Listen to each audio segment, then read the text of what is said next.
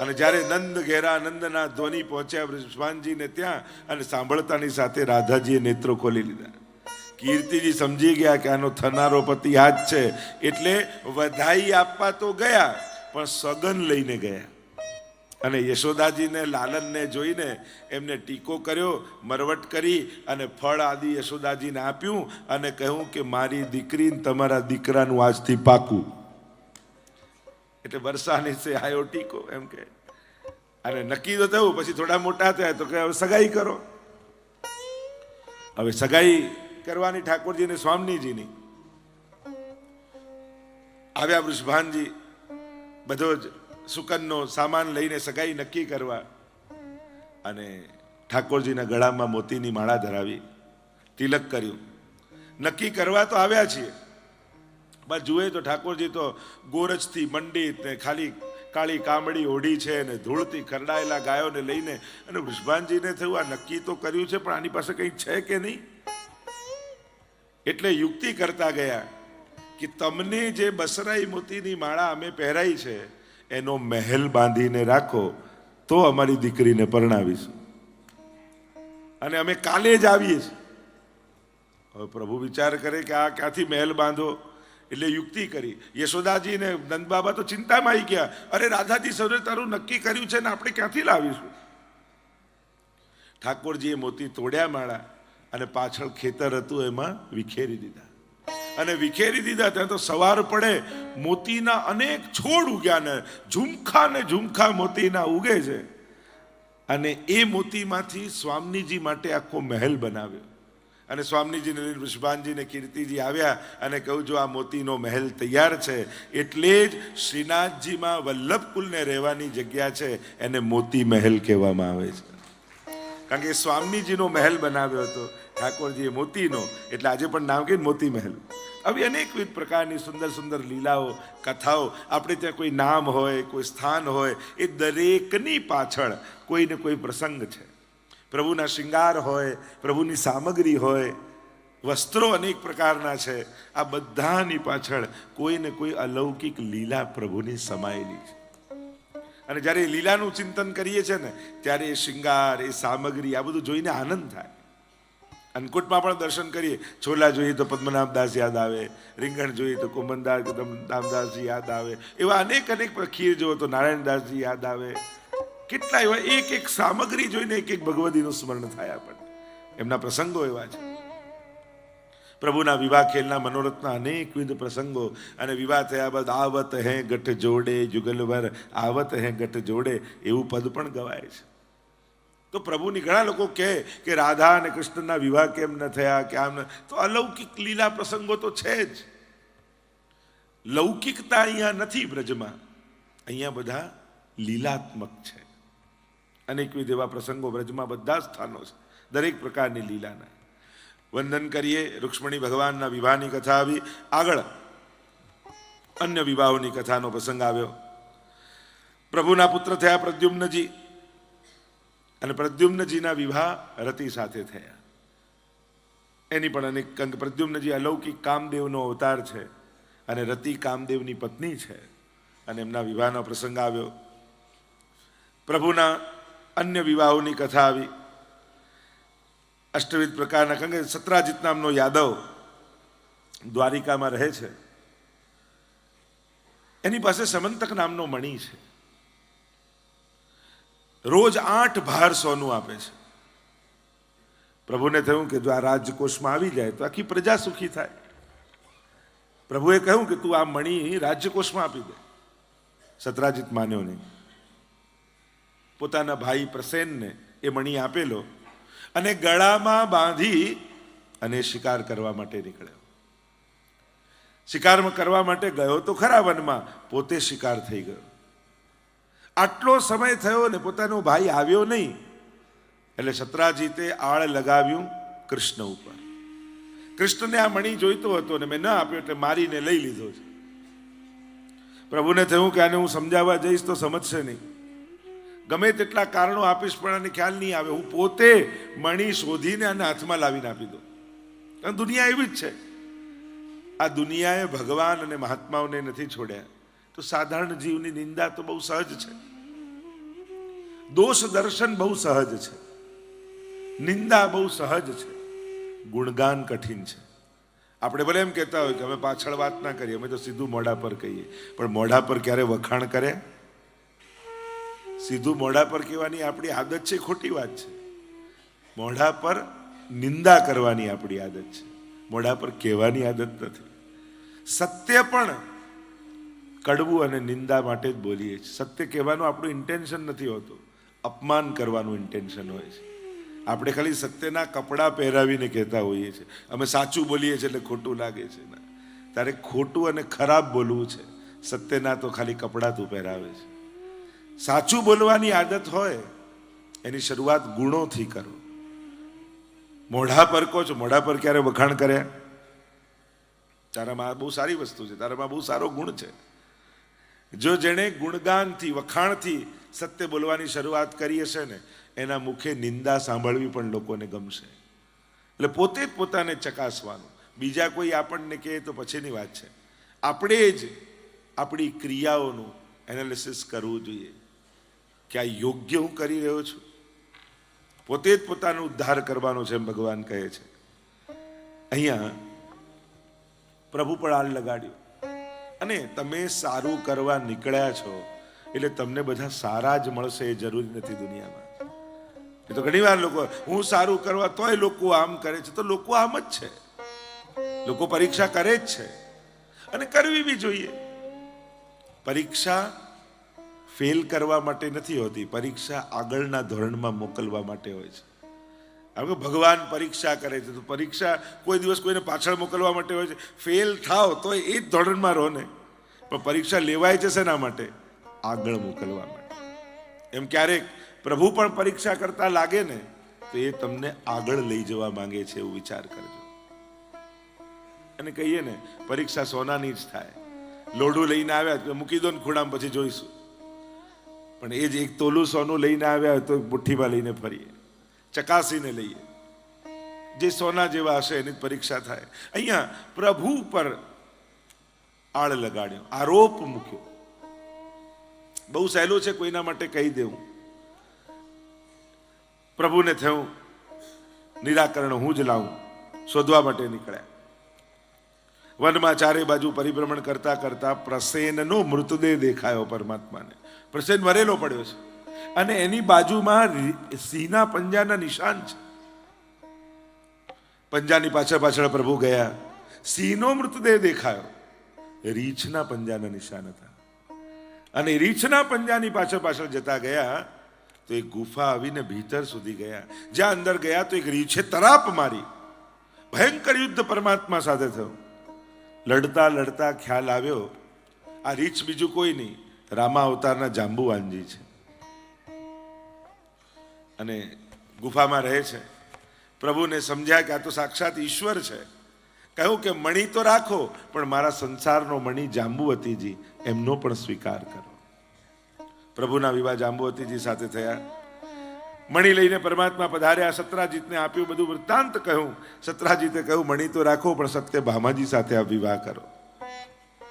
અન્ય વિવાહોની કથા આવી, કાલિંદી, મિત્રવિંદા, ભદ્રા, લક્ષણા, અનેક 8 પ્રકારના જે અષ્ટધા પ્રકૃતિ છે એવો એક ભાવ બતાવવામાં આપ્યો કે ભૂમિ, રાપો, નલો, વાયુ, ખમ મનો બુદ્ધિ રેવચ અહંકાર ઇતિયમ મે ભિન્ના પ્રકૃતિ અષ્ટધા.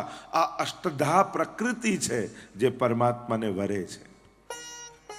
પુરાણોની કથાઓને આધ્યાત્મિક લક્ષ્ય રાખીને સમજવી પડે છે.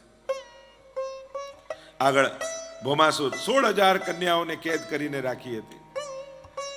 વિનંતી પહોંચાડી છે પ્રભુને કે આ અસુરે અમને આટલા સમયથી કેદ કરીને રાખી છે, આપ પધારો ને અમને મુક્ત કરાવો. સત્યભામાજીને લઈ ગરુડ પર સવાર થઈને પરમાત્મા પધાર્યા છે. વચ્ચે કિલ્લો હતો અસુરનો, જ્યાં કેદ કરીને રાખી હતી. ચારે બાજુ જલ અને મૂર નામનો દૈત્ય એ કિલ્લાની રક્ષા કરતો હતો. ભગવાને મૂરને માર્યો, પ્રભુનું નામ પડ્યું મુરારી. મહાપ્રભુજી પણ એમના અષ્ટકમાં કહે છે ને, મુરારી પદ પંકજ સ્ફુરદ મંદરે નૂત્કટાં મુરારી પદ પંકજ સ્ફુરદ મંદ. મૂળ નામનો દૈત્ય ભક્ત અને ભગવાનને મળવામાં પ્રતિબંધ દોષરૂપ છે, અને ભગવાને પ્રતિબંધને દૂર કર્યા. 16,000 કન્યાઓને મુક્ત કર્યા છે. કહેવાય છે કે આ 16,000 મનની વૃત્તિઓ છે, જે આસુરી વૃત્તિ, આસુર સાથે અસુરના કેદમાં છે. આપણી દરેક વૃત્તિઓ ક્યાંક ને ક્યાંક આસુરી ભાવવાળી થઈ જાય ત્યારે ભગવાન એને મુક્ત કરી અને વૃત્તિઓને વરે છે. સહજ છે. માનવ જાતિ એટલે માનવ એટલે સંભાવના. એ દેવ પણ થઈ શકે ને દાનવ પણ થઈ શકે. આપણી ભીતર જ કુરુક્ષેત્રનું મેદાન છે. કૌરવો છે ને પાંડવો છે. આપણે કોના પક્ષે ઉભા રહી આપણે નક્કી કરવાનું. આસુરી વૃત્તિઓ પણ છે ને દેવ વૃત્તિઓ પણ છે. એટલે ભગવાને જ્યારે દેવતાઓનું શરીર બનાવ્યું ચાંદીનું, માણસનું બનાવ્યું માટીનું, અને ભગવાને કહ્યું કે માનવ તું મારું શ્રેષ્ઠ સર્જન છે. માનવ કહે કે ચાંદી મોંઘી કે માટી? દેવતાઓને ચાંદીના બનાવ્યા, અમને માટીના, અને પાછો કહો છો શ્રેષ્ઠ સર્જન. ત્યારે ભગવાને થોડા બીજ આપ્યા દેવોને અને માનવોને, અને કહ્યું ને વાવીને બતાવો. ત્યારે ચાંદીમાં કાંઈ ઉગ્યું નહીં, પણ માનવ દેહમાં ઉગી શકે છે. આ દેહ એવો છે જ્યાં વિકાસની સંભાવનાઓ છે. દેવોમાં પણ વિકારો છે, પણ એ વિકારોથી મુક્ત થઈ શકતા નથી. માનવનામાં પણ વિકારો છે, પણ એનામાં એ બળ છે કે વિકારોથી મુક્ત થઈ અને દેવ બની શકે છે. જેનામાં ઉત્તમતાની સંભાવના હોય એ જ માનવ. અહીંયા 16,000 કન્યાઓને મુક્ત કરીને કહ્યું કે તમે તમારા ઘરે જાઓ. કન્યાઓ કહેવા લાગી કે પ્રભુ, એક રાત્રિ પણ સ્ત્રી ક્યાંક રહી જાય તો લોકો એની નિંદા કરે છે. અમે તો આટલા સમયથી આ અસુરની કેદમાં છીએ, અમને પાછા મોકલશો. સંસાર અમારો સ્વીકાર નહીં કરે. અમારી નિંદા કરી કરી કરી કરી અમે મરી જઈએ ત્યાં સુધીના સંજોગો કરી દેશે. માણસની તકલીફ એ છે, પોતાના મોટામાં મોટા પાપ હોય ને, હા હવે નહીં થાય કહ્યું ને એકવાર, પોતાને તુરંત માફ કરી દે, અને બીજાની નાની નાની ભૂલોને જિંદગી ભર યાદ રાખી અને એને સ્વીકારવાની તૈયારી ન રાખે. શ્રેષ્ઠ વ્યક્તિ એ છે જેની ભીતર ક્ષમાનો ગુણ છે. ભાગવત સાંભળ્યા પછી ક્ષમા ગુણ સ્વીકારજો. બીજાની ભૂલોને ખેલદિલી પૂર્વક તુરંત માફ કરવાની વૃત્તિ કેળવજો, તો જીવનમાં શાંતિ આવશે. લોકો એમ કે અમને બહુ યાદ રહેતું નથી ને અમારી મેમરી બહુ. 20 વર્ષ પહેલા તમારું કોઈ અપમાન કર્યું હોય ને તો ડેટ, ટાઈમ, પ્લેસ સાથે યાદ રહે છે કે નહીં? આને તો જોઈ લઈશ, મોકો આવે એટલી વાર છે. એ 20 વર્ષ પહેલાનું યાદ રહે છે. મૂળ વાત એ છે, આપણી મેમરી વીક નથી હોતી, આપણો ઇન્ટરેસ્ટ વીક હોય છે. જેમાં ઇન્ટરેસ્ટ વીક હોય એને વિસ્મરણ થઈ જાય, જેમાં ઇન્ટરેસ્ટ સારો હોય તો યાદ રહી જાય. क्षमा कुछ इस तरह मैंने अपने को आजाद किया. ભાગવતમાં મુક્તિ લીલા આવશે. મુક્તિ શું છે? મર્યા પછી ભગવાન મળે એ મુક્તિ? તો ભગવાન મેળવવાનો સાવ સહેલો ઉપાય, મરી જાઓ. મર્યા પછી જો મેળવવાનો હોય તો સાવ સહેલો ઉપાય, મરી જઈએ. આ શાસ્ત્ર મરવાની વાત થોડી કરે છે, જીવવાની. આપણે તો જીતા જીવંત મુક્તિનો અનુભવ કરવાનો છે. कुछ इस तरह मैंने अपने को आजाद किया, कुछ लोगों से माफी मांगी, कुछ लोगों को माफ किया. બસ જેની ભૂલ આપણે કરી હોય એ કથા સાંભળ્યા પછી એને કહેજો, સોરી હો, મારી જ ભૂલ હતી, સ્વીકારું છું. ઘણાને અંદર સોરી કહેવાની ઈચ્છા તો બહુ થાય છે, પણ શરમ આવે છે કહેવા જતા. તો ખીજાતા શરમ નહોતી આવી, ક્રોધ કરતા શરમ નહોતી આવી, ખોટું કરતા શરમ આવી. સારું કરવામાં શેની શરમ? આપણી તકલીફ જ એ છે, ખોટા કાર્યો કરીએ તો એને સાહસ માનીએ, અને સારું કરીએ એમાં શરમ આવે.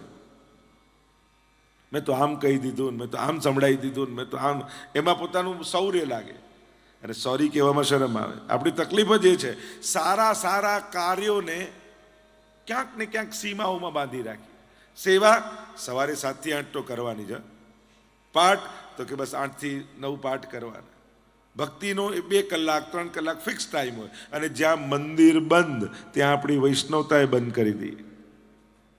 એટલે સેવા, સત્સંગ, પાઠ, ભક્તિ બધું ટાઈમ ફ્રેમમાં. ક્રોધ એ તો 24 કલાક કરવાનો. લોભ એ તો ગમે ત્યારે કરાય, ઈર્ષા એ તો ગમે ત્યારે કરે. એટલે સારી સારી વસ્તુઓને બધી ટાઈમમાં બાંધી રાખવાની, અને બધી જ નેગેટિવ વસ્તુને 24 કલાક છૂટ એને બાંધો ને. ગુસ્સો કરવો હોય તો સવારે 4 થી 5 કરી લેવો. કોઈ જાગ્યું જ ના હોય તો શું દિવાલમાં માથું પછાડે, શું કરે? આપણે એવું કરીએ તો કે આ બધી જ બાબતોને ક્યાંક ને ક્યાંક સ્થળ સમયમાં બાંધી રાખીએ તો ડ્રોઈંગ રૂમનો ગુસ્સો બેડરૂમમાં નહીં ઉતારો, બેડરૂમનો ગુસ્સો કિચનમાં નહીં ઉતારો, આંગણામાં બગીચામાં કરેલો ગુસ્સો ઘરની અંદર નહીં લાવો, ઘરની બહાર થયેલો ઝઘડો અંદર નહીં લાવો. આવું બધું નક્કી કરી લઈએ તો ક્યાંક ક્યાંક આપણી આ દુર્ભાવના અને દુર્વૃત્તિઓને ક્યાંક થોડીક સીમામાં બાંધી રાખો. એક વસ્તુ નક્કી કરી લો, ઘરની બહાર નીકળ્યા હો ને ક્યાંક કંઈક મન દુઃખ થાય, પણ નક્કી રાખવાનું ઘરની અંદર આવીએ પછી એ ચર્ચા ક્યારેય નહીં કરીએ. આ નાની નાની બાબતો નક્કી નિયમો બનાવી લેશો ને, રિઝોલ્યુશન બનાવી લેશો ને, તો ઘરમાં કેટલી શાંતિ થઈ જશે. કારણ કે મોટા ભાગે ઝઘડો ઘરથી નીકળતા થાય. પેલો કારમાં બેસી ગયો હોય અને રાહ જોતો હોય, હોર્ન મારતો હોય, ફોન હવે કેટલી વાર છે, અને પેલા બેનને એમ થાય કે બધું ઠીક કરીને જાઉં તો આયા પછી બધું ગોઠવવું ના પડે. એટલે આ ગોઠવી લો, આ ગોઠવી લો, આ ગોઠવી. હવે એવું તો ક્યારે લગ્નના ફેરા ફરતા હોય એવું ઘરની બહાર નીકળવાનું તો ક્યારે થવાનું નથી કે ગઠજોડામાં એક સાથે ચાલતા ચાલતા જાઓ. એવું તો ક્યારે થવાનું નથી. કોઈ વહેલું હશે, કોઈ પાછળ આવશે જ. અને બહુ ભેગા રહેવાનું હોય તો ગઠજોડો બાંધી જ રાખો ને, ગાંઠ ખોલો જો શા માટે? તો બધે ભેગા ભેગા. તો એવું તો સંભવ નથી. ક્યાંક ક્યારેય તો રાહ જોવી જ પડશે કોઈ. અને ત્યાંથી જે શરૂ થાય એટલે પછી છેક સુધી પાછા ઘરે આવે ત્યાં સુધી ચાલ્યા જ કરે. આ તે મોડું કરાયું. મૂળ વાત એ છે, નાની નાની બાબતોથી આખા દિવસ બગાડી દઈએ છીએ, જેનું કોઈ તથ્ય જ ના હોય. હવે વિચારો, એક દિવસ બગાડ્યો, જિંદગી ભરનું કમાયેલું તમે યમરાજને આપો, અહીં કે એક દિવસ વધારાનો આપો ને, મળે? તમે એ બગાડ્યું જે ક્યારે પાછું નથી આવવાનું. અને એના માટે ઝઘડો કર્યો કે એ વસ્તુ તો ઘણી વાર થઈ શકે એમ છે. તો મોંઘું શું છે બગાડેલો સમય. અને નાની નાની તુચ્છ બાબતોમાં આ રીતે ઘણા લોકો તો જીવન વેડફી નાખે છે. ક્ષમા, સ્વીકાર, આ 2 વસ્તુ શીખી લો ભાગવત દ્વારા. એક છે ભૂલ થઈ એની ક્ષમા, બીજાએ કરી તુરંત ક્ષમા, પોતે કરી તો સજા. એ મારાથી આવું કેમ થયું, એટલે આજે ક્રોધ કર્યો ને, આજે ભોજન નહીં કરો. એટલે જેની ઉપર કર્યો હશે ને એ જ ગળગળા થાય. હવે જમી લો ને, થયું. આપણે એ જ ગળગળા થઈ જશે કે મારી પાછળ જોને પોતે ભોજન નથી કરતા. સદભાવનાઓ પ્રગટાવવી પડે છે, અને સત્કાર્યો થકી, સદવૃત્તિઓ થકી જ સદભાવનાઓ પ્રગટે છે. તો ઉત્તમ વિચારો. અને આપણે કોઈ એ તો નથી કહેતા કે શ્રેષ્ઠ પરિવાર હોય એટલે કંઈ ઝઘડો ના થાય, બોલાચાલી ના થાય. બધું ભેગું મળીને જ જીવન બને છે ને. રાગ, દ્વેષ, પ્રેમ, ક્લેશ, આ બધું ભેગું મળીને જ એક થાય છે. કોઈ આઈડિયલ પરિવાર એનો અર્થ એ તો કે બધા કાયમ હસતા દસતા બેઠા, કેમ છો, આવું ચાલતું હોય ઘરે. ઓ કેમ છો, મજામાં? કે ઓલો ઓફિસેથી આવ્યા હોય કે આવો નાથ પધારો. પેલી મહાભારત જેવી સિરિયલ જેવું બોલે બધા. ક્યારની હું આપની પ્રતીક્ષા કરી રહી છું, જલપાન તૈયાર છે, કૃપા કરી વસ્ત્રોને બદલીને જલપાન ગ્રહણ કરો. પેલો ડરી જાય કે આજ કંઈક મોટું થવાનું છે.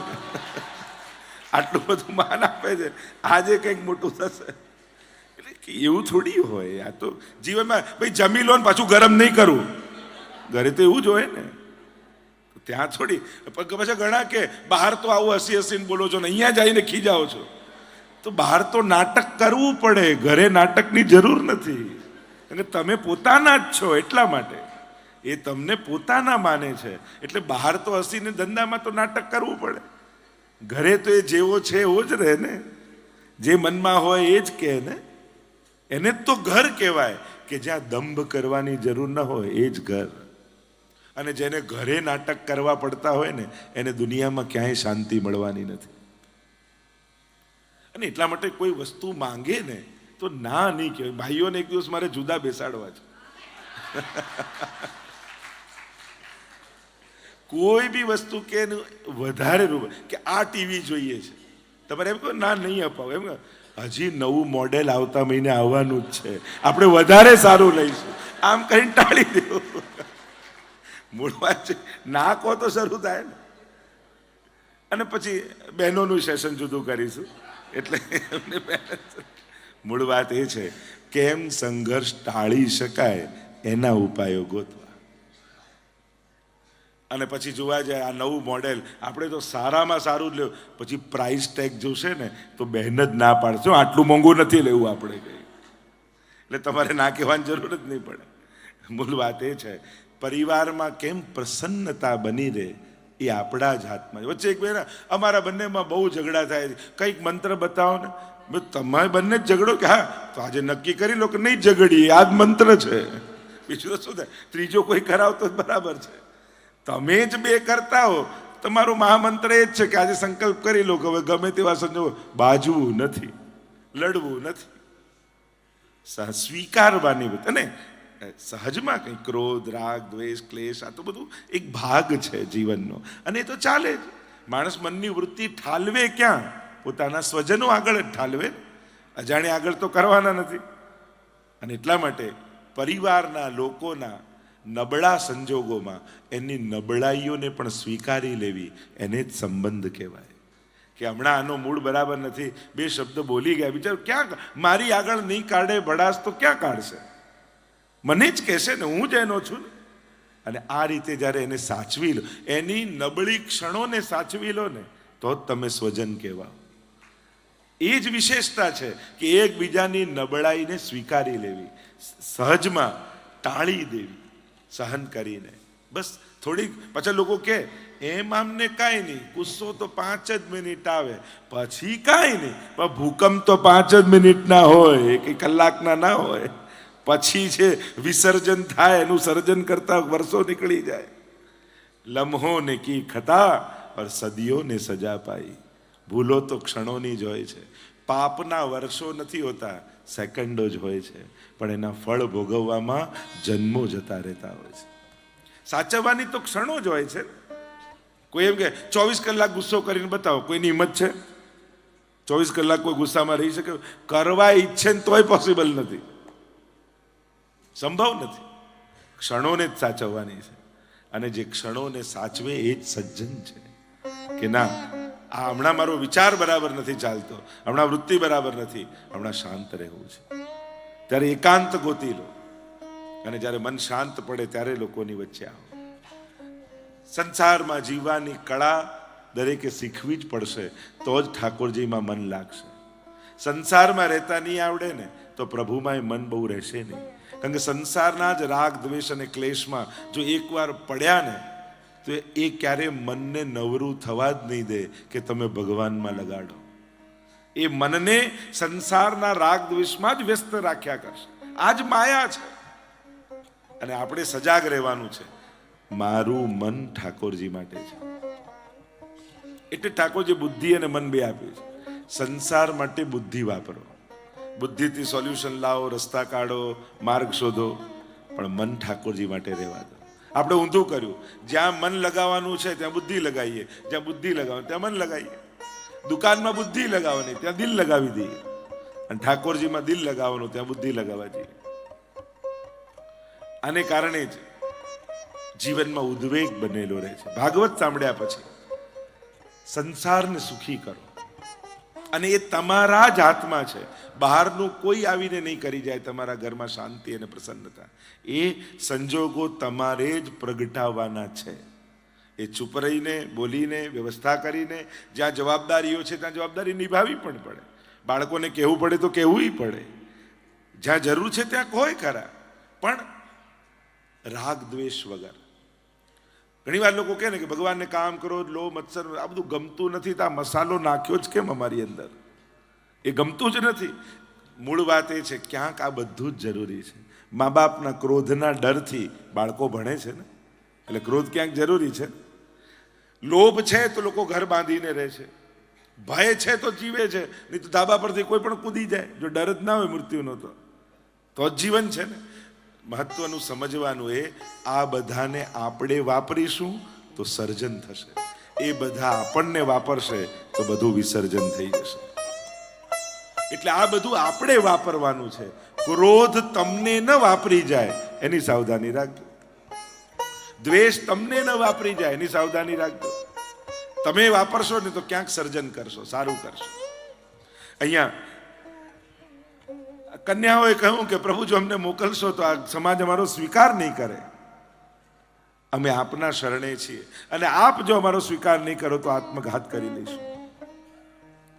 એક જ મુહૂર્તમાં ભગવાન ઈચ્છે તો બધાને દાસી બનાવીને રાખી શકે, પણ પ્રભુએ બધાને સન્માન આપવું છે. એક જ મુહૂર્તમાં 16,000 રૂપ પ્રભુએ ધારણ કર્યા અને 16,000 કન્યાઓ સાથે વિવાહ કર્યા છે. આગળ બલરામજી દ્વારા રૂકમીના વધની કથા આવી. ઉષા અનિરુદ્ધ વિવાહની, ઓખા અરણની કથા આવે ને, કે જે કવિતા આવતી એ ઉષા અને અનિરુદ્ધની કથા છે વિવાહની. નગરાજાની કથા આવી. બહુ મોટા દાની હતા નગરાજા. પાંડવોના બાળક, યાદવના બાળકો બગીચામાં ખેલી રહ્યા હતા. કૂવામાં જોયું તો મોટો કાચિંડો પડ્યો છે. જળ છાંટ્યું, પૂછ્યું કોણ છો? હું નૃગ રાજા છું. પૂર્વજન્મમાં હું રાજા હતો.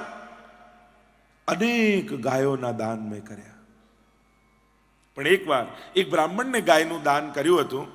રાત્રિના સમયે એક ગાય પાછી મારી ગૌશાળામાં આવી ગઈ. ગૌશાળામાં આવી ગઈ તો એ જ ગાય મેં બીજા દિવસે બીજા બ્રાહ્મણને આપી દીધી. અને બંને બ્રાહ્મણોમાં ઝઘડો એવો થયો કે મને શ્રાપ લાગ્યો અને હું કાચિંડો બનીને પડ્યો છું. અને એટલે દાનમાં પણ વિવેક બતાવ્યો છે. આપણે ત્યાં અનેક વસ્તુઓ છે. જો ભેટના પણ અનેક પ્રકાર છે.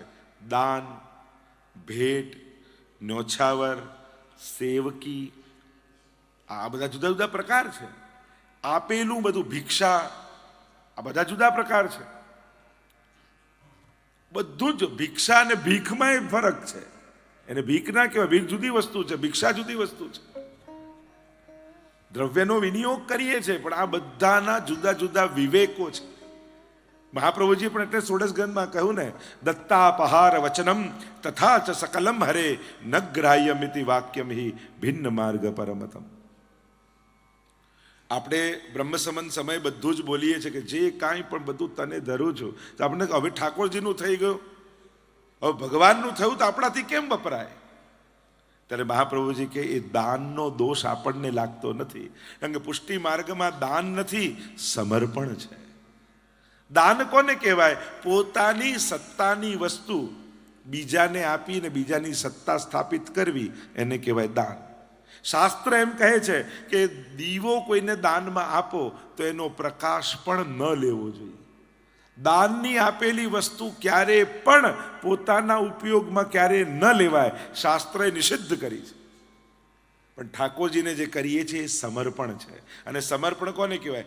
એની વસ્તુ એને આપો અને એ પ્રસાદ બનાવીને તમને આપે અને પ્રસાદ તરીકે તમે ગ્રહણ કરો, એને કહેવાય સમર્પણ. એટલે પુષ્ટિ માર્ગમાં દત્તાપહારનો દોષ નથી, દાનનો દોષ નથી, અહીંયા સમર્પણ છે. કારણ કે પ્રભુ પ્રસાદ બનાવી તમે જે કંઈ પણ બ્રહ્મસમનમાં બોલ્યા બધું તારું, ત્યારે ઠાકોરજીએ સ્વીકારી અને પ્રસાદી તરીકે તમને આપી. એટલે હવે મારું ઘર મારું નથી, ઠાકોરજી આપેલો આશીર્વાદ છે. હવે મારો પરિવાર મારો નથી, પ્રભુએ આપેલા વૈષ્ણવ છે. પછી દરેક વસ્તુ પ્રભુની પ્રસાદી માનીને સ્વીકારી. જમવાનું બંધન હોય, પ્રસાદ લેવાનું કોઈ બંધન નથી. જમો તો કર્મ બંધન, પ્રસાદનું કોઈ કર્મ બંધન હોય? એ તો પ્રસાદ છે. એમ સંસાર ભગવાનનો આપેલો પ્રસાદ છે, એવો માનીને તમે સાચવો છો. જો બીજું કોઈ આપી જાય કે આને સાચવજો ને, તો પોતાની વસ્તુ કરતા વધારે સાચવીએ કે નહીં? એમ ઠાકોરજીનું છે એટલે હવે ચિંતા જ નહીં, જેનું જે થવું એ થાય. ના, હવે વધારે સાચવીશ, કારણ કે ઠાકોરજીનું આપેલું છે, પ્રભુનું પ્રસાદી છે, એટલે એને તો બગાડ ન કરવા દેવાય, એને તો હું વધારે સાચવીશ. આવો વિવેક આપણે સંસાર માટે રાખીએ છીએ.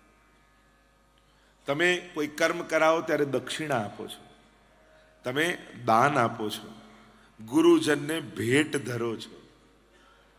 આ બધાના જુદા જુદા પ્રકાર છે. મુખિયાજીને જાઓ ત્યારે સેવકી આપો છો, કીર્તનિયાજીને નોછાવર આપો છો. દરેકનો એક અધિકાર છે ગ્રહણ કરવાનો. એમને એમ કોઈને ગમે તેને ગમે તે નથી આપી દેતા. કોઈ સંન્યાસી આવે માંગવા, એને ભિક્ષા આપો છો. આ દરેકનો એક જુદો જુદો વિવેક છે, અને એ જ વિવેક પ્રમાણે એ બુદ્ધિ રાખીને આપવું જોઈએ. પણ જ્યારે પણ આપો, શ્રદ્ધા સાથે આપો. એટલે હું તો હંમેશા કહું, જો આપતા પહેલા 10 વાર વિચારજો, પણ કોઈનું લેતા પહેલા 100 વાર વિચારજો. કદાચ કોઈને ગમે તેને આપી દીધું વાંધો નહીં, પણ ગમે તેનું ક્યારે લેતા નહીં. કારણ કે ગમે તેનો 1 રૂપિયો પણ આવી જાય ને તો આપણા 1000 રૂપિયા લઈને જશે. એટલે આપવામાં કદાચ વિવેક ન રહે તો વાંધો નહીં, ચલો ગમે તેને આપી દીધું, પણ કોઈનો પણ રૂપિયો ગમે તેનો લેવો નહીં. લેવામાં બંધન છે, આપવામાં તો આપણે મુક્ત થયા, લેનારો બંધાયો, પણ જે લે છે એ બંધાઈ જાય છે. આપણે ત્યાં એટલે જ લેનારને પગે લાગીએ છીએ ને, કે જેને તમે આપો એને તમે પગે લાગો છો. કેમ? કારણ કે તમે તો એને વસ્તુ